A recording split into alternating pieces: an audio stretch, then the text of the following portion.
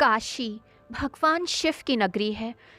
ऐसी मान्यता है कि काशी में अंतिम श्वास लेने से मोक्ष की प्राप्ति होती है। काशी में जहाँ मौत और मोक्ष का नाम आता है, तो वहीं इस शहर के डोम राजा का नाम आना भी ज़रूरी है। कहते हैं कि डोम राजा के हाथों से शवों की आत्मा को मुक्ति और मोक्ष की प्राप्ति होती है। तो आइए जानते हैं डोम राजा कौन होते हैं और क्यों उनका नाम इतना प्रसिद्ध है। काशी मोक्ष नगरी है। जब धरती समाप्त हो जाएगी तब सृष्टि में सिर्फ काशी नगरी ही बचेगी। मनुष्य अपने कर्मों को पूरा करके मोक्ष प्राप्ति के लिए काशी जाते हैं। वाराणसी में शवों के अंतिम संस्कार के लिए जो सबसे प्रसिद्ध घाट है वो है मणिकर्णिका घाट। यहाँ लोगों का दाह संस्कार करने वाले शख्स को लोग डोम राजा कहते हैं। काशी के रिवाज के अनुसार मृतक के अंतिम संस्कार के समय इनकी भूमिका सबसे अहम होती है। बनारस के 80 घाटों में से 2 घाटों पर शव दाह किया जाता है, मणिकर्णिका घाट और राजा हरिश्चंद्र घाट। इन दोनों घाटों पर डोम राजा का परिवार रहता है।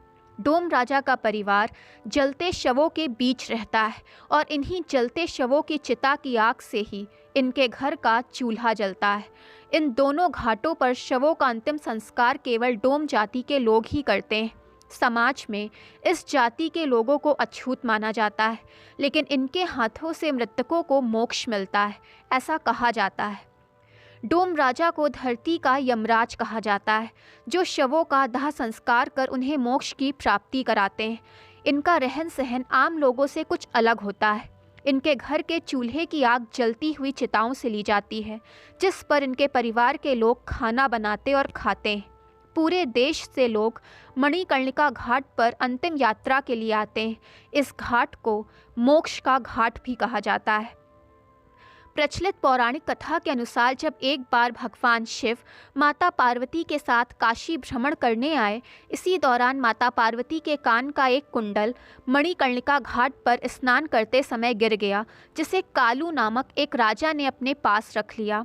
बहुत खोजने के बाद भी वो कुंडल नहीं मिला, जिसके बाद महादेव ने क्रोध में आकर कुंडल चुराने वाले को नष्ट होने का श्राप दे दिया। इस श्राप से डरकर कालू ने भोलेनाथ शिव और माता पार्वती से क्षमा मांगी, जिसके बाद महादेव ने कालू राजा को श्राप से मुक्ति देकर उसे शमशान घाट का राजा घोषित कर दिया। ऐसा कहा जाता है कि तब से ही कालू राजा और उसके वंशज शमशान घाट में शवों को मुक्ति दिलाने का काम करते हैं। मान्यता अनुसार कालू राजा के वंश को ही डोम राजा कहा गया है। दोस्तों, जानकारी पसंद आई हो तो चैनल को लाइक, सब्सक्राइब एंड शेयर करें ताकि चैनल की नोटिफिकेशंस आपको मिलती रहें।